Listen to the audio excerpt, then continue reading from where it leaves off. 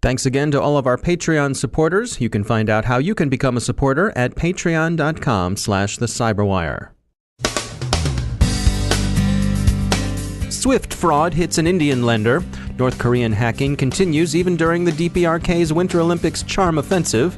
The U.S. indicts Russian influence operators. The Internet Research Agency is the leading defendant. Russian trolling continues, exploiting the Florida school shooting, and the alleged shooter apparently expressed his intentions online. And all five eyes see Fancy Bear behind NotPetya.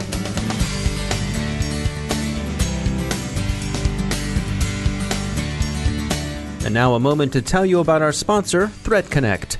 They've teamed up with Domain Tools for a webinar on mapping connected infrastructure.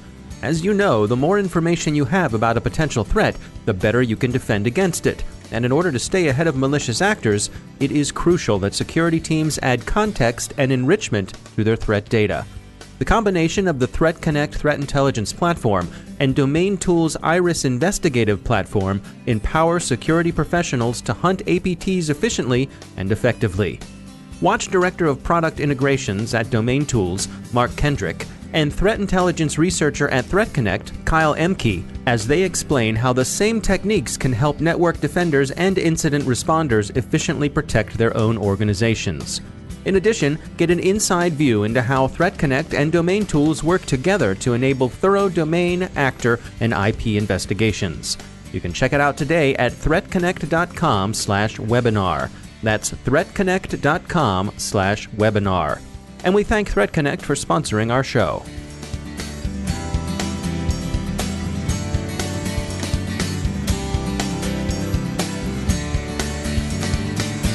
Major funding for the CyberWire podcast is provided by Cylance. I'm Dave Bittner with your CyberWire summary for Monday, February 20th, 2018.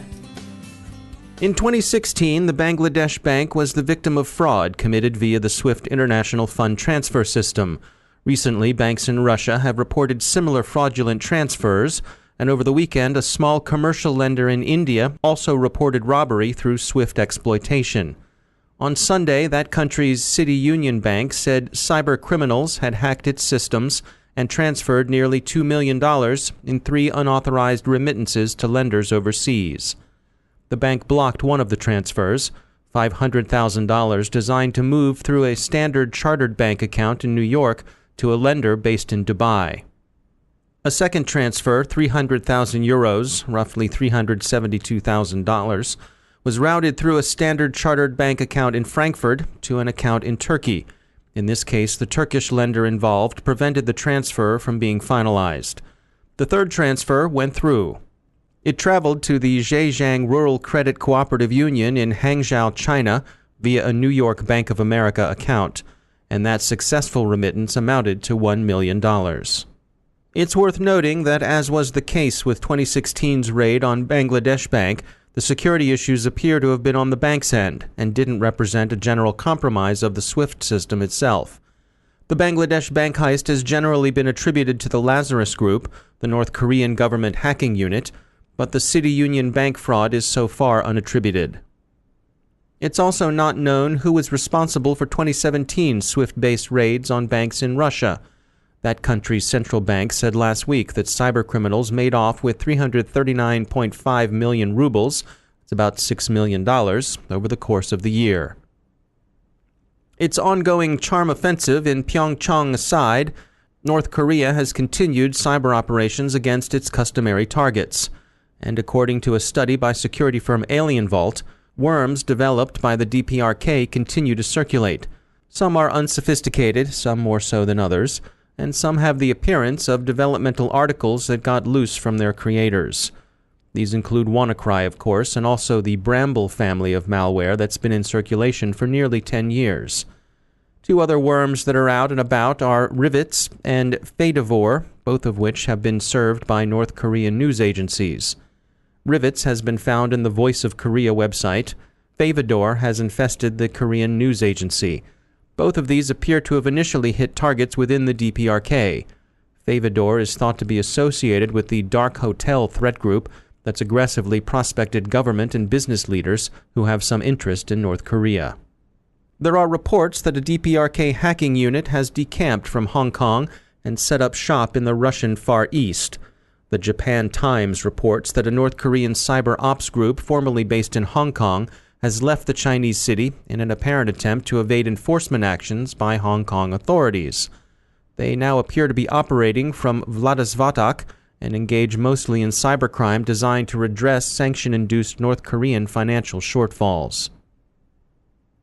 On Friday, the U.S. Justice Department announced an indictment based on Special Counsel Mueller's investigation of election influence operations.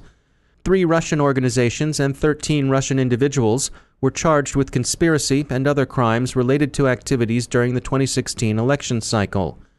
St. Petersburg's Internet Research Agency is alleged to have played a significant role in what it itself called, quote, information warfare against the United States, end quote. Their activities seem to have consisted of a mix of conventional espionage and social media-enabled propaganda. Among their more interesting accomplishments are alleged to have been the organization of political demonstrations in which unwitting people disposed to believe the worst of their opponents were induced to attend astroturfed rallies. During the election season, their activities were directed against eventual Democratic candidate Clinton, first in support of her primary opponent Senator Sanders, and then with a big push for her general election opponent Donald Trump. After the election, the Russian ops put on a couple of resist actions against Trump. Discord and mistrust were the overarching goals of the alleged Russian operation.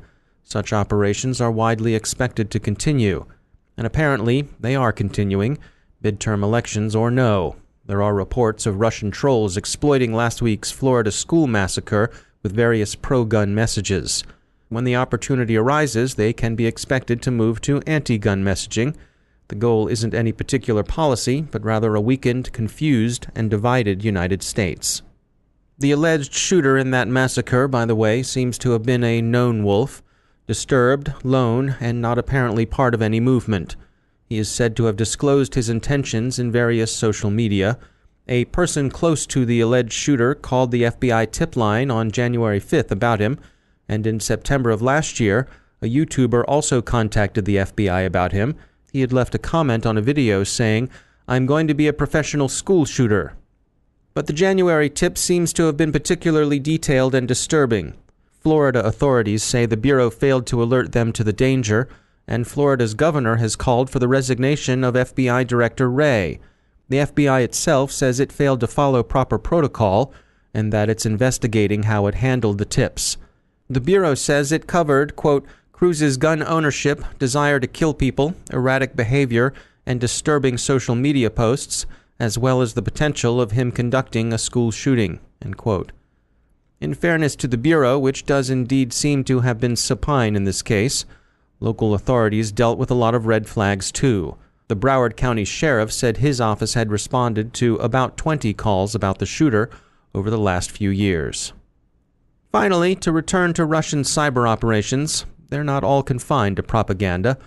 All Five Eyes, that is the intelligence services of Australia, Canada, New Zealand, the United Kingdom, and the United States, have now looked at NotPetya and see the same thing, a Russian government operation. They receive public industry support from FireEye, which sees the work of the Russian Sandworm Group in last year's pseudo-ransomware campaign.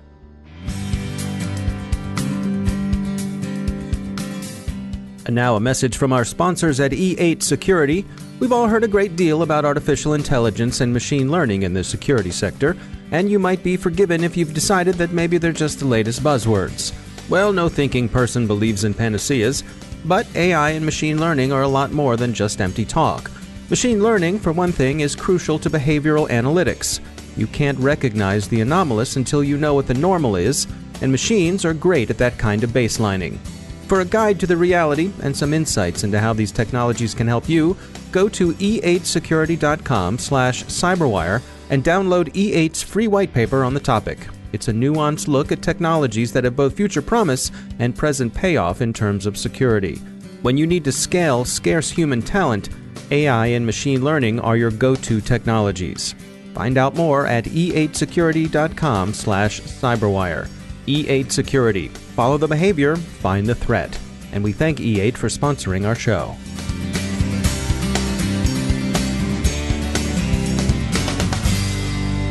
And I'm pleased to be joined once again by Rick Howard. He's the Chief Security Officer at Palo Alto Networks, and he also runs Unit 42, which is their threat intelligence group. Rick, welcome back. You and I have touched on the notion of capture the flag contests and the importance of them.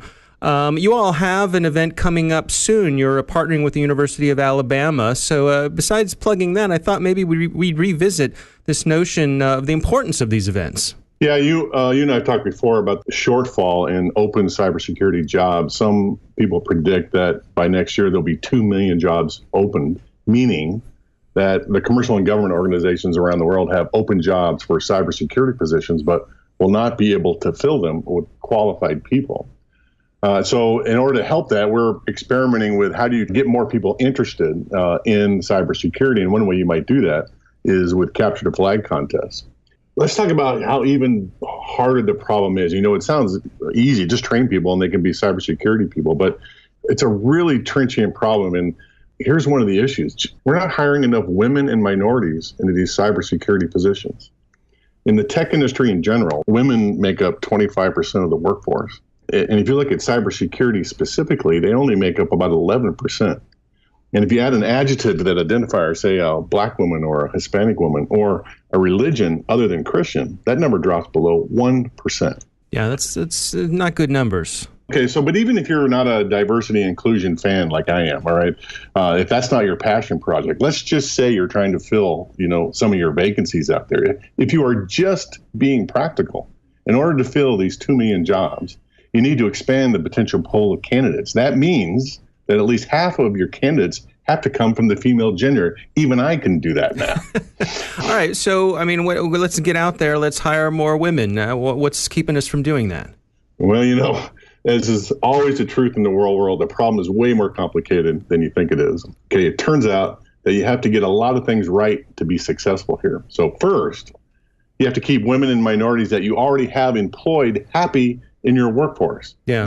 Happy that they're there. So, and what I mean by that is if the environment is toxic for whatever reason, there's a bro culture, or there's unconscious bias against women and minorities, or even if there's conscious and sanctioned bias against them, women and minorities are not going to stick around. So we have to fix that issue. Second is you have to develop a culture within your own organization that is pro diversity and inclusion. If you ever want to hire new employees, that means that leadership of your organization has to stand up and say that diversity and inclusion is an important part of the company culture, not only because it's the right thing to do, but because a more diverse group gives us better ideas about how to solve the company's problems. This is a leadership thing, and more old white guys like me need to stand up and own this thing, right? And then lastly, this is the hard part. Okay, you have to hire qualified people. I am not suggesting that you have to lower your standards to hire, these employees that you want. What I'm saying is if you are hiring for an open position and if you are wading through a stack of resumes, if at least half of those candidates are not women and minorities, you're doing it wrong. But but let me play devil's advocate here, and how about getting women into the pipeline, women and minorities? I've heard hiring people say, I'd love to hire these people, but I'm not getting the resumes on my desk. Yeah, I just don't accept that notion. Okay, the CyberWire helps out with the Women in Tech conferences. I attended the Grace Hopper conference last year. They claim it's the largest gathering of female technologists on the planet. Mm-hmm. And I got to tell you, I couldn't collect resumes fast enough because there were so many talented women there, right? But it is true, okay, that too many young women, sometime between their junior high and high school years, they tend to lose interest in STEM subjects. And I had to look it up because I always say the word STEM, but I never remember the acronym. It stands for Science, Technology, Engineering, and Math. Mm-hmm. Right? So as a community, we don't really understand why that happens that well, okay? But you can't really argue that it isn't happening. One potential solution is to find ways to keep young women as early as elementary school engaged and inspired about the cybersecurity field before they start to lose interest, because it's really tough to capture them again once they walked away. So what my organization is trying to do, what many are trying to do, and what we're doing in the next couple of weeks, is organize cyber events for young people. The idea is to capture their interest early and keep them interested. So we're hosting one on February 24th at the University of Alabama at Birmingham. We're running a Capture the Flag contest organized by the school's grad students. We have some 20 high school teams participating, and Palo Alto Networks is giving away $20,000 of scholarship money for the winners. So help me understand here why Palo Alto feels that this is a good place to invest this kind of money. Yeah, and it seems small, right? 20 teams is not that big, right? But here's the thing: there are hundreds of these cyber events going on in the country right now, and that must mean everybody thinks it's a good idea. Is why I bring this up. Here's a problem that I've noticed, though: we're all stovepiped. Okay, no one group is talking to everybody else. It's tough in that environment to judge what is working at a national and international scale and what is not. I think this is a perfect thing for a government agency, maybe DHS, to get behind. Organize a national cyber event program where we could collect everybody under one umbrella. I don't mean they own everything. I just mean they could, everybody's part of this big organization. So we could figure out what organizations need resources. We could collect some stats, and we can share what's working and what's not. Okay, this is one way we could scale the effort. And, I've heard from the people who do the hiring that these capture the flag contests are ways for people to differentiate themselves on the resume side. Yeah, and you can definitely pick out the talent. We've done this one at the University of Alabama. This is the second year we've done it. When we did it last year, you can definitely say, oh, I want to get that guy's information or that person's information because they're going to be talented and they're going to be great for us going forward. All right, Rick. Well, good luck with the event. It's coming up at the University of Alabama. We hope you get lots of people come out for it. Thank you, sir. And that's the CyberWire. Thanks to all of our sponsors for making the CyberWire possible, especially to our sustaining sponsor, Cylance. To find out how Cylance can help protect you through the use of artificial intelligence, visit Cylance.com. And thanks to our supporting sponsor, E8 Security. Follow the behavior, find the threat. Visit e8security.com to learn more. Don't forget to check out the Grumpy Old Geeks podcast, where I contribute to a regular segment called Security Ha. I join Jason and Brian on their show for a lively discussion of the latest security news every week. You can find Grumpy Old Geeks where all the fine podcasts are listed. And check out the Recorded Future podcast, which I also host. The subject there is threat intelligence, and every week we talk to interesting people about timely cybersecurity topics. That's at recordedfuture.com/podcast. The CyberWire podcast is proudly produced in Maryland out of the startup studios of Data Tribe, where they're co-building the next generation of cybersecurity teams and technology. Our show is produced by Pratt Street Media with editor John Petrick, social media editor Jennifer Iben, technical editor Chris Russell, executive editor Peter Kilpie, and I'm Dave Bittner. Thanks for listening.